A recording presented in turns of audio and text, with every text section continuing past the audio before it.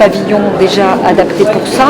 Et donc à terme, tous les établissements, nous souhaitons bien sûr qu'ils soient de cette acabit et qu'ils soient de cette qualité requise, parce que c'est ce que nous demandent les gens.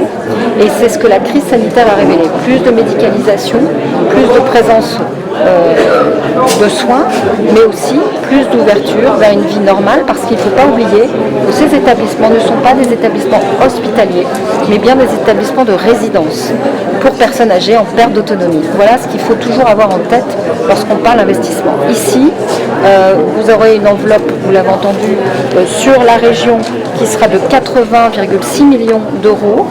Et vous avez pour cet établissement en particulier et ce réaménagement 1,100 millions qui sont donnés par l'État. Moi je voulais vous le dire parce que c'est une enveloppe importante qui va permettre de finaliser ce projet, qui va permettre aussi à la fois une meilleure qualité de vie au travail pour le personnel, avec l'apport du numérique, avec l'apport d'investissement, et puis aussi une meilleure approche pour les résidents et pour les familles qui sont inclus aussi dans la réflexion. Il faut qu'elles aient des espaces pour pouvoir recevoir et être reçues et avoir des échanges avec leurs résidents. Voilà. Ici, on est quand même sur un établissement particulier, un établissement plutôt bien fait, oui. Plutôt aux normes, au top de ce qu'il fait. C'est pas la grande majorité quand même d'établissements. Ah, bien sûr que non, et bien sûr que non, d'où l'intérêt d'avoir un plan massif d'investissement. Mais vous voyez... Des mêmes aides, des mêmes niveaux. Ah non, bien sûr, il a été priorisé parce que c'est un souhait du territoire, c'est pas le nôtre. Nous partons de la demande des territoires. C'est une démarche un peu innovante. Nous avons envoyé les enveloppes d'investissement dans les ARS qui travaillent et qui concertent 100% des départements. C'est comme ça que les projets prioritaires émergent. Ici, il y a une restructuration, il se allie entre deux établissements, dont un qui était beaucoup trop vétuste, et donc vous permettez de retirer la vétusté d'un établissement en mettant une modernité dans celui-ci qui était déjà prêt et qui a déjà le terrain nécessaire pour l'accueillir. Donc c'est très intéressant comme démarche, ça a été concerté, ce n'est pas nous qui avons décidé bien sûr de cette implantation. D'autres endroits, il faut quasiment tout refaire. Vous avez un parc d'EHPAD en France qui n'a pas été renouvelé. Pour à peu près, il y a eu 20% d'établissements renouvelés en 15 ans ou 20 ans. Donc vous imaginez bien de où on part. Avec en plus une évolution vers des structures qui se veulent plus modernes, avec cette nouvelle demande, et c'est normal, de résidents qui sont en capacité de vous dire, nous on ne veut plus des bâtiments obsolètes tels que j'ai pu les voir et que je les vois dans mes déplacements. Quand je vais annoncer des enveloppes, c'est pas souvent dans des établissements comme cela, c'est plus souvent dans des établissements dans lesquels vous avez des chambres doubles, vous avez une douche pour 25 personnes. J'ai encore vu l'autre jour près de Dijon où je suis allée, où effectivement là il sera priorisé parce qu'on ne veut plus trouver ce type de modèle. Et d'ailleurs, vous n'avez plus de liste d'attente dans les EHPAD de ce fait. Et c'est pourquoi on travaille surtout sur les autres formes aussi alternatives de possibilités d'hébergement et pas sur le seul investissement EHPAD. Et ouais, vous évoquez justement ce changement de c'est ça. Ça va donc être la création de 3 unités du protégé, sur le site qui est juste là derrière. Donc 38 places en tout, dont 3 places d'hébergement temporaire pour pouvoir répondre justement à ce besoin d'accueillir les personnes profil maladie d'Alzheimer ou maladie apparente. Et en dessous, pour justement avoir aussi ce maintien à domicile maximum que l'on souhaite, on va pouvoir bénéficier de 6 places d'accueil de jour et d'une plateforme de répit qui seront donc en rez-de-jardin avec les places d'hébergement qui seront au-dessus. Comme ça, on va vraiment avoir une fluidification de ce parcours avec les personnes âgées qui auront un point central, un lieu unique qui sera les Pets Tilleul, où ils pourront prendre des informations auprès de la plateforme de répit, les aidant à avoir un réel soutien.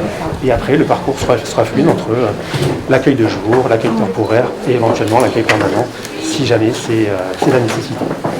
Et donc là, on fait tout un travail, on commence tout un travail avec les équipes des 2 établissements pour préparer cette ouverture, puisqu'il faut qu'on harmonise les pratiques, qu'on définisse l'organisation qu'on va souhaiter, qu'on prenne bien qu'il y a des 2 côtés pour avoir vraiment l'établissement qui soit adapté aussi bien aux professionnels qu'aux résidents qu'on va accueillir. Donc ça demande un travail de 2 équipes qui se rassemblent. Dans un établissement qui était plus vétuste, oui. C'est ça, et qui va venir ici. Je suppose que tout ça, vous avez déjà travaillé et préparé les esprits à ça, je suppose. Oui. Donc moi, je voulais juste avoir un petit échange avec vous parce que vous le savez, ce qu'on est en train d'opérer, on va parler investissement, on va parler millions, on va parler milliards, on va parler tout ce qu'on voudra. Pour autant, vous savez très bien que ça repose surtout et avant tout sur l'humain, tous ces métiers, notamment du grand âge.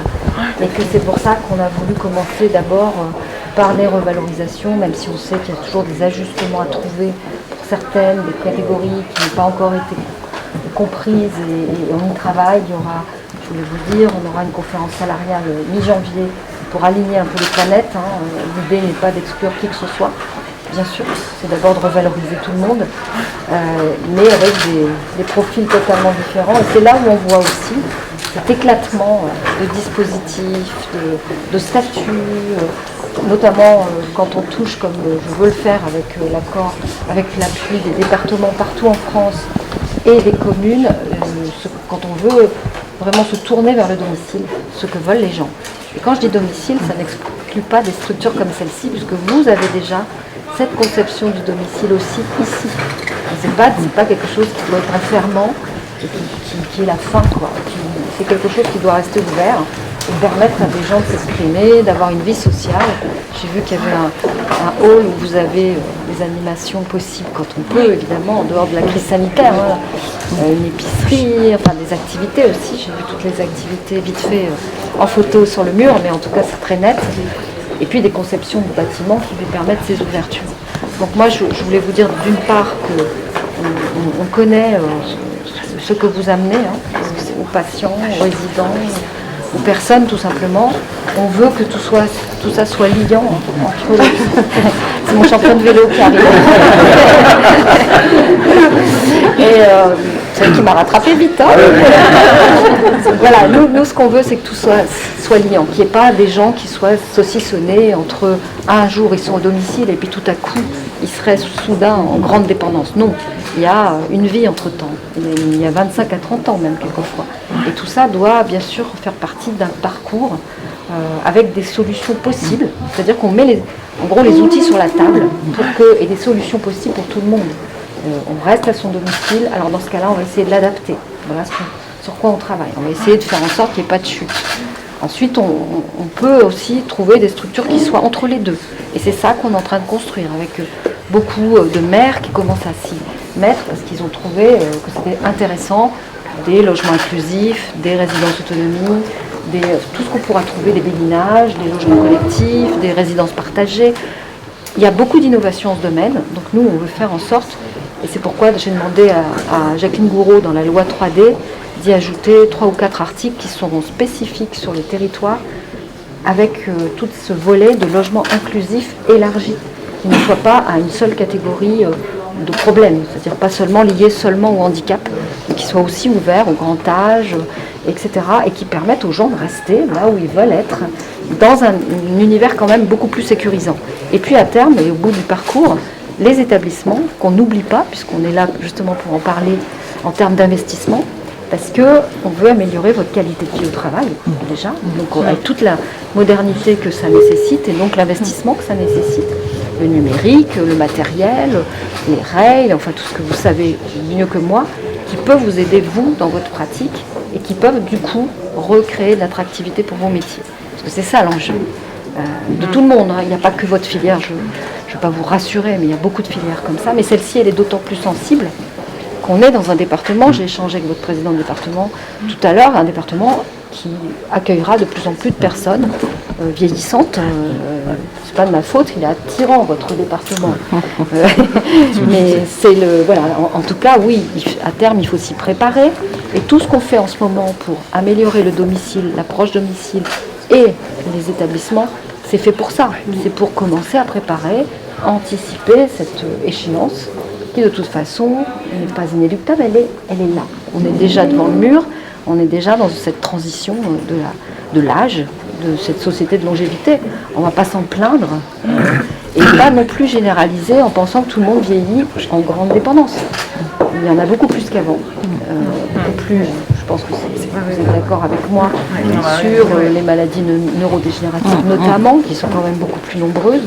Et donc, à terme, il faut que les établissements de ce type s'y préparent. C'est-à-dire qu'ils soient prêts pour plutôt cette spécificité, plus d'unités Alzheimer, plus de temps de médecins coordonnateurs, plus d'équipes de nuit, plus d'équipes qui vous relaient un peu et qui vous aident.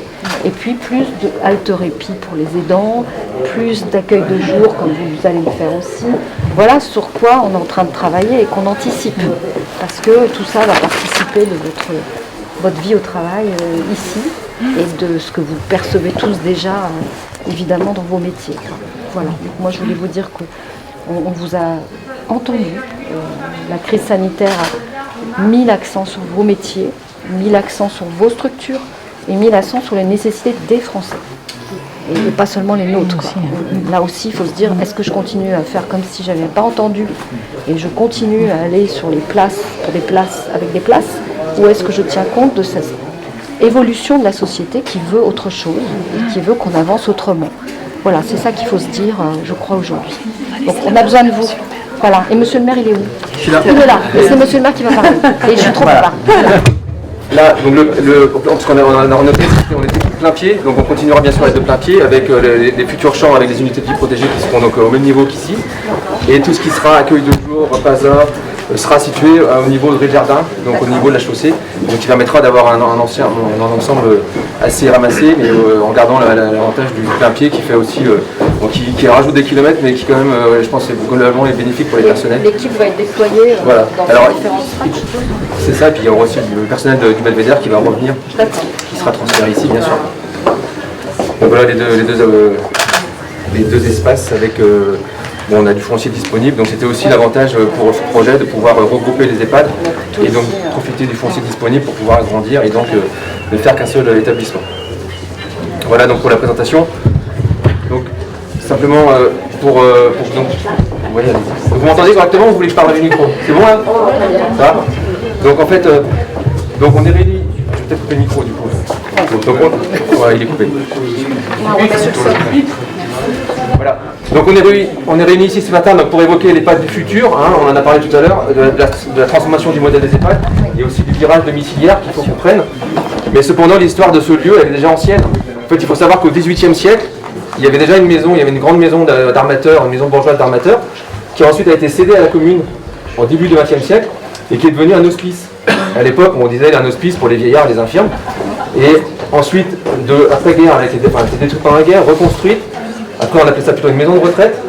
Et donc, il y a 10 ans, on a reconstruit un EHPAD neuf, donc de 73 places, qui a été donc rattaché à l'EPSM Charcot. Et donc, on parlait donc à un moment donné d'hospice, maison de retraite, EHPAD. Désormais, on parlera peut-être de maison du grand âge, je ne sais pas, enfin, on verra les désignations. Mais enfin, en tout cas, peu importe, plus que le vocabulaire, c'est bien la transformation de la prise en charge des soins qui a évolué au fil de presque 120 ans d'histoire ici de prise en charge des personnes âgées. Et donc bien sûr, la transformation vers plus de soins, mais aussi vers plus d'ouverture vers la société et vers le territoire, c'est dont on parlait tout à l'heure. Alors à Caudan, on a donc deux autres EHPAD, nous avons 3 EHPAD, donc ici plus 2 autres. Il y en a un qui est de la gestion communale et qui arrive en bout de course en termes de bâtiments, etc. C'est plus adapté, c'est un foyer logement, etc. Donc l'idéal, il aurait fallu avoir... il y avait 50 places là-bas, il y a 50 places aujourd'hui, c'est insuffisant. On sait que structurellement 50 places c'est pas suffisant, donc c'est déficitaire. Donc il aurait une possibilité, c'était de reconstruire un autre établissement, mais il aurait fallu avoir plus de places. Hein, mais là, bon, la contingence de l'ARS fait qu'on n'a pas suffisamment de places donc d'ouverture nouvelle pour pouvoir atteindre un seuil de 75 places par exemple. Donc le choix a été fait à l'époque avec Jean-Rémy Carverec, avec Gérard Falquiro, l'ancien maire, qui sont présents, et le conseil départemental, donc de rapprocher les deux établissements pour pouvoir donc transférer une partie des places, pour donc en faire un seul établissement et donc renforcer à la fois celui-ci et donc aussi voilà, pour les personnels leur offrir des conditions de travail bien meilleures. Et donc ce choix a été fait en responsabilité. C'est vrai qu'on a perdu, la commune quelque part a perdu 15 places, mais au-delà des chiffres, je pense que moi j'avais fait le pari à l'époque de dire bon, il y a peut-être des places qui vont être perdues, mais on va proposer autre chose. On va diversifier l'offre, la plateforme de répit, l'accueil de temporaire, l'accueil de jour, donc tout ça, je savais que c'était plutôt, il fallait miser sur la qualité et la diversité plutôt que sur la quantité. Et donc c'est le choix qui a été fait, et effectivement les décisions qui ont été prises par l'ARS, enfin qui ont été rendues par l'ARS et le département tout récemment, ont finalement transformé ce pari en pari gagnant, puisqu'on est aujourd'hui pour justement parler du futur, et on est très content de ça. Donc c'est vrai que c'est la solution du domicile, du maintien à domicile dans la mesure du possible, c'est bien sûr ce que cherchent les familles, et la crise sanitaire n'a fait que renforcer ce mouvement-là.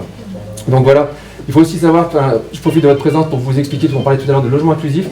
Alors sur la commune, on a la chance d'avoir d'autres opérations de renouvellement urbain qui vont nous permettre justement de passer de proposer du logement inclusif, et on travaille avec le Bretagne Sud Habitat, le bailleur social du département, justement pour des solutions de logement inclusif. Alors soit vers des personnes âgées, dépendantes, malades d'Alzheimer par exemple, mais aussi on travaille avec la DATEI pour essayer de proposer des solutions pour les travailleurs handicapés, puisqu'on a un ESAT sur la commune. Et également on voudrait aussi, parce que le PSN Charcot, je regarde la directrice ici, le PSN Charcot aussi, avec l'UDAF par exemple, on pourrait proposer, on espère en tout cas, proposer des solutions de logement inclusif pour les personnes en situation de handicap psychique. Donc c'est aussi ces opérations de renouvellement urbain nous permettront d'offrir ces possibilités-là. Alors on travaille, on n'est pas arrivé au bout, mais en tous les cas, on aura besoin encore de l'ARS et du département et bien sûr de l'État pour nous aider sur ces projets-là. Et voilà, donc globalement, le logement inclusif, il n'est pas uniquement dans les établissements, mais il est bien plus dans la commune en général.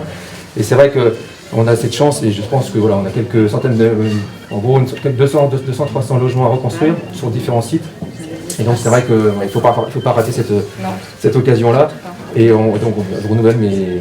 Vous êtes petite ville de demain Non, on n'a pas eu cette chance. Vous avez demandé? Non, justement, parce que c'était la particularité, c'est plutôt l'État qui est venu voir les villes, donc il y a Flouet, il y a Languidic à côté. Mais Caudan, on n'est pas dedans. Mais bon, ça n'empêche pas d'avoir pas mal de projets et on compte malgré tout. C'est pas une condition. Non, c'est pour ça, je ne me suis pas trop inquiété avec ça. Donc, on a parlé tout à l'heure lors de la visite, l'ouverture du site et de son fonctionnement, donc elle ici, elle est très prégnante. On est au cœur vous avez vu, je n'ai pas vu, mais il y a un espace boisé classé à côté. Il y a l'IME qui est juste là. Il y a des logements sociaux. Voilà, il y a des équipements sportifs. Tous les équipements sportifs de la commune sont là. Donc on est vraiment au cœur de l'agglomération aussi. Et donc c'est vrai que l'intégration dans la société, elle est aussi par là. Et il y a aussi cette forte tradition ici d'intervention des bénévoles associatifs qui viennent là. On a parlé tout à l'heure des marchés de Noël. Bon, il n'y aura pas lieu cette année, mais enfin on compte bien que l'année prochaine. Mais bon, malgré tout, il y a quand même des interventions toutes les semaines. Il y a également l'IME, on profite de toute cette proximité pour justement générer de l'interaction. Et c'est vrai que ça, c'est une tradition qui existe. Madame Poulain, l'ancienne directrice, elle était là aussi, et c'est vrai que ça remonte à pas mal d'années, et c'est vrai que c'est une chance. Et je pense que les résidents, on a vu tout à l'heure, ils sont, je pense, très contents de pouvoir en bénéficier. Donc voilà un petit peu l'ambition locale qu'on a ici avec cet EHPAD. Les logements inclusifs en ville, et je pense que voilà, on est un peu dans la thématique que vous vouliez voir, et ça tombe bien votre choix de Caudan. C'est pour ça que je suis là. Exactement. Et donc, je voulais m'associer, vous remercier bien sûr d'être présente, et au nom des équipes qui travaillent depuis 1 an sur ce projet, mais aussi, donc on parlait des équipes soignantes qui sont là au quotidien, qui font vivre les 2 établissements. Donc voilà, je voulais vous remercier pour votre présence ce matin ici parmi nous. Merci, monsieur le maire. Déjà entendu, mais qui fait partie de la réforme que je mène, qui est une réforme systémique, que vous l'avez entendu, c'est pas seulement une réforme sur un sujet, c'est une réforme qui fait partie d'un continuum pour les personnes en perte d'autonomie, pour nos concitoyens les plus âgés. Le président de la République l'a annoncé en mars 2020 à Mulhouse, un plan massif d'investissement et de revalorisation des métiers de l'hôpital et du médico-social. 1 an plus tard, en mars 2021, le Premier ministre, le ministre des Solidarités, Olivier Véran et moi-même, nous donnions corps à cet engagement en lançant la stratégie nationale d'investissement en santé à Cosne-Cours-sur-Loire. C'est très difficile à dire. Les ARS se sont vus confier le pilotage déconcentré de cette stratégie avec un double objectif. Tout d'abord, accélérer la transformation de l'offre de soins et d'accompagnement dans les territoires et améliorer les conditions de travail des professionnels et l'accueil des personnes. Et ce n'est pas neutre. Avec un calendrier ambitieux pour définir la stratégie du déploiement du plan dans les territoires et la liste surtout des projets prioritaires. 7 mois plus tard, malgré le contexte sanitaire que vous connaissez mieux que nous, les ARS ont élaboré une stratégie régionale des investissements Ségur, en concertation bien sûr avec les acteurs du terrain. Rien ne serait pire que de déterminer nous-mêmes au national ce qu'il convient pour les territoires. Donc c'est bien avec 100% des départements concertés que nous avons mis en place cette stratégie en priorisant parfois des objectifs. Nous avons identifié les projets qui vont permettre de répondre à ces objectifs que nous nous sommes fixés, que je viens de vous rappeler. D'abord, il fallait revaloriser et reconnaître les métiers du soin. C'était la première de nos priorités. Nous l'avons fait et nous avons engagé plus de 10 milliards d'euros en ce sens. En 2022, 2 milliards d'euros supplémentaires seront consacrés aux revalorisations du Ségur et leur extension, comme je vous l'ai dit, à d'autres professionnels. Je veux parler ici, par exemple, des 183 € par mois, des refontes de grille salariale sur d'autres endroits. Pour le seul secteur médico-social, 660 millions d'euros supplémentaires seront mobilisés. Concernant le secteur de l'aide à domicile, parce qu'il convient d'en parler aussi si on veut ce continuum. La crise sanitaire, vous le savez, a mis en exergue leurs difficultés, un déficit de recrutement marqué.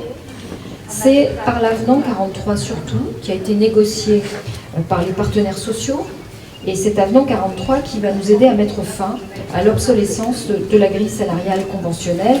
Je veux saluer votre département qui a été précurseur en la matière et qui même allait plus loin. Au 1er octobre 2021, une augmentation salariale a été mise en place de l'ordre de 13 à 15% pour près de 209 000 professionnels de cette branche. Je pense aussi au tarif plancher qu'on est en train de mettre en place, que j'ai fait voter dans la loi de financement de sécurité sociale et qui va permettre d'augmenter les salaires des autres aides à domicile. Revaloriser les métiers, c'est aussi les rendre plus attractifs. C'est en ce sens que j'ai signé avec la ministre du Travail, avec la filière d'ailleurs, le développement de l'emploi et des compétences pour renforcer l'attractivité des métiers du grand âge et de l'autonomie. C'est une grande plateforme qu'on a mis en place ensemble et qui va nous permettre de recruter, de valoriser les formations, de les ouvrir surtout énormément. Valoriser, revaloriser les métiers, mais aussi moderniser nos établissements, et c'est pour ça que nous sommes là ce matin. 19 milliards d'euros vont être mobilisés pour relancer cet investissement en santé, accélérer la transformation et notamment numérique aussi, avec aussi une contribution de France Relance à hauteur de 6 milliards d'euros. Elles vont se traduire concrètement pour les professionnels, pour les citoyens, par un effort de modernisation rapide et massif des établissements. Pour les EHPAD, nous mettons en œuvre un plan d'investissement de 2,1 milliards entre 2021 et 2024. C'est un effort sans précédent puisque le soutien de l'État a été multiplié dans ce domaine par 4. Mais nous ne pouvons pas et nous ne devons pas nous contenter d'un saupoutrage de crédit, comme je l'ai entendu, ou d'un simple coup de peinture. Alors oui, il faut définitivement supprimer les chambres doubles, les toilettes sur le palier, qui sont encore, et je vous l'assure, pour en visiter énormément chaque semaine, une réalité dans beaucoup d'EHPAD. Ce n'est pas suffisant, bien sûr, lorsqu'on a fini de dire ça. Nous devons à nos aînés d'être plus ambitieux et d'aller plus loin et un meilleur accompagnement. La crise sanitaire a mis en lumière les difficultés qui pouvaient déjà exister dans l'accompagnement des personnes âgées. Elle nous a permis de tirer les enseignements sur ce que les Français veulent, mais surtout sur ce que les Français ne veulent plus. Je crois que c'est en ce sens que nous devons tous travailler. Cette transformation, elle doit être tournée vers le domicile, vieillir le plus souvent, on l'a dit, et nous allons leur en donner les moyens, je viens de vous le rappeler, avec cette petite révolution culturelle même du domicile que nous mettons en œuvre. Mais ce soutien du vieillir à domicile ne saurait se faire évidemment sans les EHPAD. Ce modèle des EHPAD dont la crise a révélé les fragilités, il doit évoluer. Je dirais même qu'il a commencé à évoluer. Moi, je le vois dans une structure comme celle-ci, d'établissements ouverts qui ont déjà compris cette interaction nécessaire avec la société. C'est ça qu'il nous faut construire partout sur les territoires. Mais il faut les transformer aussi vers davantage de médicalisation, davantage d'ouverture, davantage d'humanisation. C'est une enveloppe de 1,5 milliard qui va nous permettre d'initier cette transformation. Cette transformation, elle doit être aussi numérique, on le sait, il faut qu'elle s'adapte. 600 millions d'euros vont être mobilisés afin de généraliser le numérique dans les EHPAD pour que l'ensemble des acteurs qui accompagnent la personne âgée, l'hôpital, le médecin traitant, les services à domicile, partagent des informations essentielles pour plus de réactivité et en temps utile. J'ai précisé aux ARS les priorités du gouvernement dans le cadre de cette programmation pluriannuelle à l'investissement dans les EHPAD. Notre objectif, c'est une transformation en profondeur des modalités d'accompagnement et de soutien à l'autonomie, la santé et la citoyenneté de nos personnes âgées. Un objectif de transformation, mais un objectif de diversification de solutions d'accueil. Et Monsieur le maire, vous le rappeliez, c'est déjà là-dessus que les territoires et les départements travaillent. Et c'est tant mieux, parce que c'est ça l'avenir, pour permettre le panel des solutions possibles pour nos aînés, en créant de nouveaux logements, en habitat intermédiaire, en particulier aussi des résidences autonomie, des habitats inclusifs, vous l'avez rappelé, et puis rénover l'offre existante. Cette programmation de l'immobilier en EHPAD est réalisée au niveau de chaque territoire. Pour ce faire, chaque ARS s'est vu notifier le montant de son enveloppe régionale.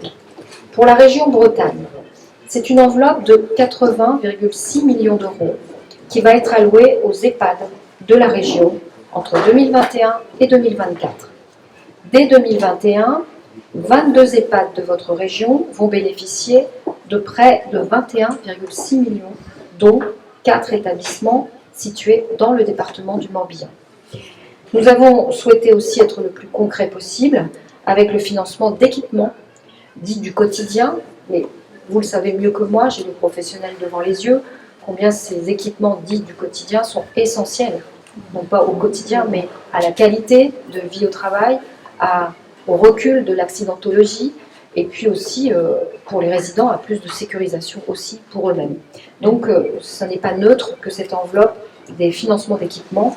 Pour l'année 2021, il y a à peu près 4000 projets qui sont attendus un peu partout en France. En Bretagne, 388 EHPAD vont profiter de cette enveloppe de près de 11 millions. Très concrètement, par exemple, aménager un jardin thérapeutique, équiper les chambres de rail de transfert, ça c'est très important, climatiser des espaces dans votre région, c'est encore plus important, même si en Bretagne il fait beau et qu'on a aussi besoin de climatiser parfois. Et enfin, 4,1 millions d'euros sont alloués en 2021 à la région aussi sur le numérique pour accompagner cette montée en maturité des acteurs sur les usages du numérique. Et on a vu combien dans cette crise c'était salutaire par endroits. Généraliser, par exemple, l'utilisation du dossier usager informatisé entre l'ensemble des acteurs, et on sait qu'ils sont nombreux, qui accompagnent la personne âgée. Donc, je suis heureuse, bien sûr, d'être aujourd'hui avec vous pour donner vie à ces annonces, parce que les chiffres ne sont rien. Les chiffres ne sont rien quand on ne montre pas concrètement à quoi sera utilisée ces enveloppes dont on parle tant. Quand humainement, ça va représenter quelque chose, quand les personnes qui sont là vous le disent et vous montrent comment, en réalité, ces chiffres vont se traduire. Moi, j'y tiens beaucoup parce qu'il y a une réalité. Il y a beaucoup d'établissements qui, depuis plus de 20 ans, n'ont pas été rénovés. Il y a une réalité, c'est que beaucoup de citoyens maintenant veulent autre chose de ces établissements et les soignants aussi, parce qu'ils ont envie de pratiquer leur métier autrement et mieux. Voilà, donc je crois qu'on est vraiment, quand on vient en parler sur les territoires, dans le vif du sujet, quand on montre physiquement à quoi ressemblera finalement cette enveloppe.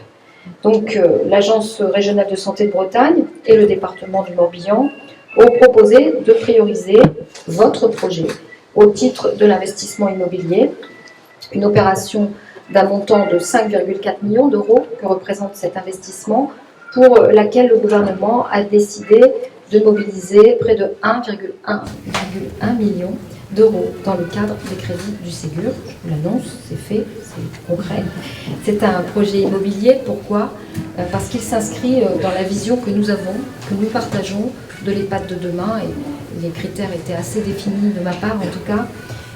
D'abord, viser à lutter contre la vétusté de l'établissement qui viendra ici de fait, l'absence de mise aux normes aussi, et quelquefois la complication que c'est de remettre aux normes un établissement, de redéployer 38 places de l'ancien EHPAD du Belvédère vers l'EHPAD Tilleul, je le dis bien j'espère, pour renforcer la sécurité des résidents et des professionnels, améliorer la condition de vie au travail, avec un EHPAD qui sera plus médicalisé.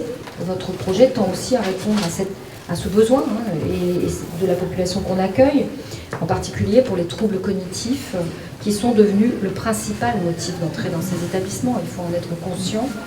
Et en proposant donc davantage de places dédiées aux personnes atteintes de la maladie d'Alzheimer, mais aussi l'architecture qui sera adaptée à ce type de public. À l'avenir, l'EHPAD Tilleul disposera de 105 places d'hébergement permanent, 70 places d'hébergement classique, une unité de vie protégée de 35 places, réservée à l'accompagnement des personnes atteintes de la maladie d'Alzheimer. Et enfin, avec un EHPAD encore plus ouvert sur l'extérieur, mais je sais que les efforts étaient conséquents dans cet établissement, Vous proposerez bientôt une palette complète d'offres favorisant le choix de vivre à domicile pour les personnes âgées, je l'ai entendu, sur ce territoire, en permettant un répit aux aidants à travers 6 places d'hébergement temporaire. Il va de soi que dans cette copie que l'on construit, s'il n'y a pas la place faite aux aidants, en tenant compte vraiment, on ratera évidemment la cible qu'on se fixe tous de cette approche domiciliaire. 6 places d'accueil de jour aussi, et de la création à venir d'une plateforme de répit. Je demandais est-ce qu'il y en ait une à 3 par département pour l'instant, avec une montée en charge ensuite, et qui va nous aider donc à co-construire avec les acteurs du territoire. Et enfin, l'implantation de votre structure au cœur de la ville qui permet de maintenir ce lien social qu'ont les résidents nécessairement avec la cité. Un EHPAD inscrit aussi dans l'intergénérationnel, et j'ai vu qu'il y avait des actions menées avec les collèges, je crois, et je vais intensifier ce mouvement avec le ministre de l'Éducation, parce que j'y crois, parce que ça n'est pas un gadget, parce que c'est une réalité, c'est un autre regard qu'on tourne vers le grand âge, mais qui a un apport des deux côtés, aussi bien pour les personnes âgées que pour les enfants ou les lycéens ou les collégiens, que cet échange intergénérationnel. Moi, je pense que vous avez aussi su tisser beaucoup de liens avec les bénévoles. J'ai entendu qu'il y avait beaucoup de bénévoles dans cet établissement. Donc pour toutes ces raisons, d'abord je vous félicite évidemment à la fois les acteurs du territoire, les professionnels que vous êtes, qui allez certainement travailler avec d'autres collègues, mais apprendre. Vous avez commencé à travailler le projet dans un bel établissement qui va naître sur ce territoire, qui va être complet dans cette prise en charge dont on parle, avec un département qui est très volontariste sur le sujet, et je remercie infiniment le président du département pour son approche qui va au-delà de tous les autres départements, je vous le dis, parce que de manière volontariste, aider à revaloriser toutes les aides à domicile, y compris celle des CCAS, est à saluer. Voilà, donc moi je tenais à le faire publiquement et vous dire aussi combien l'implication des territoires est importante dans cette feuille de route. Merci aux parlementaires qui vont me permettre de voter la loi de financement de Sécu. Enfin, j'espère, c'est tout à l'heure. Si tout le monde nous regarde. Et voilà, et honnêtement, avec les apports aussi que nous avons eus des parlementaires qui ont beaucoup travaillé avec nous sur cette approche domiciliaire que nous souhaitons tous dans nos territoires. Merci infiniment pour ce que vous faites. C'est vrai que sur la prise en compte de la personne âgée, on va dire dans son parcours, il revêt, on va dire, plusieurs formes. On pense toujours bien sûr à l'EHPAD, il faudra toujours des EHPAD, mais en parallèle de ça, ou en complément plutôt de ça, on pense aussi qu'on doit mieux accompagner les gens à domicile, et j'ai rencontré en aparté la ministre pendant une demi-heure, 3/4 d'heure tout à l'heure, ça fait l'objet de nos discussions, et donc il faut renforcer l'attractivité des métiers de l'aide à domicile, c'est clair, parce qu'on ne peut pas parler d'un virage domiciliaire si de l'autre côté on ne renforce pas l'attractivité de ces métiers. Vous saluez ce qui a été fait par le gouvernement sur le renfort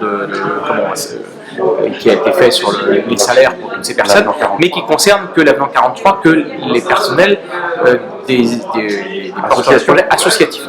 60% en France, mais que 40% dans le Morbihan. C'est 40% associatif. 40% associatif dans le Morbihan. Ce qui veut dire qu'on a quand même le reste qui n'est pas associatif, c'est-à-dire ou privé ou CCAS.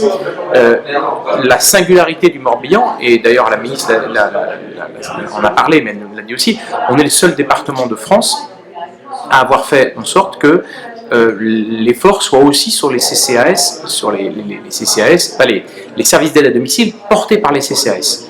Donc là, c'est 2,9 millions d'euros supplémentaires, mais c'est du récurrent. Une fois qu'on a pris la décision, c'est tous les ans. Donc là, le département a décidé de faire en sorte que cette revalorisation ne s'applique pas que pour le monde associatif, mais aussi pour les CCAS. Alors pour le privé, c'est un petit peu différent parce qu'ils ne sont pas forcément au même régime tarifaire. Il y a des crédits d'impôt pour les particuliers qui en bénéficient, donc c'est un petit peu différent. Mais ce virage, et c'est en cela que la ministre a salué l'action du département en disant, voilà, c'est le seul département qui le fait, on espère que ça pourra donner exemple aux autres, et ça c'est important. Parallèlement à ça, quand même, j'ai aussi dit à la ministre qu'il nous semblait que ce département, qui vieillit plus vite que les autres, alors non pas qu'il vieillit plus vite, mais c'est surtout qu'il y a plus de personnes âgées qui arrivent, donc oui, il vieillit plus vite. On nous prévoit à horizon 2040 87% d'augmentation des plus de 75 ans dans ce département. Là où en France, on serait plutôt aux alentours de 70%. Donc ça veut dire que on a une augmentation plus significative, Et on pense quand même qu'il faut aussi un renforcement de places d'EHPAD dans les secteurs tendus qui sont notamment aujourd'hui Vannes et Lorient. Enfin, quand je dis Vannes et Lorient, c'est les secteurs de Vannes et les secteurs de Lorient. Alors, on a effectivement un déficit de place. Si on compare aux autres départements bretons, on est à peu près dans la moyenne nationale, mais vu le vieillissement de notre population, on va décrocher par rapport à la moyenne nationale dans les années à venir. Et c'est en ça que j'ai demandé à ce qu'on réfléchisse, lorsqu'il y a des structures qui se modernisent ou des gros travaux qui sont faits, mais il faut qu'ils atteignent la taille critique. La taille critique, c'est quand même 75-80 résidents, là où certains sont encore à 56, 60, 63. Et donc, il nous faut, on va dire à très court terme, déjà une centaine de places pour pouvoir, on va dire, accompagner aussi ces modernisations d'établissements. Ça nous semble, et c'est ce que j'ai aussi demandé à la ministre, en accompagnement de ce virage domiciliaire. C'est-à-dire que l'un n'empêche pas l'autre à notre sens, surtout que nos EHPAD dans le Morbihan, voilà, il y en a pas mal qui ont été modernisés et qui sont des EHPAD un peu comme celui-ci, ouverts aussi avec le monde associatif. Donc voilà, il y a une vraie volonté du département d'accompagner tout ça. Et puis on va prendre juste l'exemple de cet établissement. Quand on parle de modernisation ou de choses qui sont à mettre en place, eh bien, nous accompagnons de manière assez forte. Le département du Morbihan finance à hauteur de 25 000 € aujourd'hui les places nouvellement créées, donc, et 20 000 € quand on est en rénovation. Et ici, c'est de la nouvelle, enfin, on va dire que c'est de la nouvelle place considérée par nous, même si c'est du redéploiement. Donc là, on a 25 000 € par place, ça fait donc 1 million 15 000 € de subventions qui vont être attribuées par le département à cet établissement pour rendre les choses aussi possibles et faire en sorte surtout que ça ne pèse pas trop sur le prix de journée. Parce que s'il n'y a pas les subventions, ça veut dire qu'il faut emprunter plus. Pour emprunter plus, il faut rembourser plus. Et derrière, il faut augmenter la tarification à la journée. Avec des retraites qui ne sont pas toujours en augmentation, des gens qui n'ont pas toujours des retraites énormes. Donc ces subventions du département permettent quand même des modernisations d'établissements. On a parfois des subventions, si vous prenez certains départements autour de nous, on a plutôt nos subventions sont plutôt 10 fois supérieures aux autres.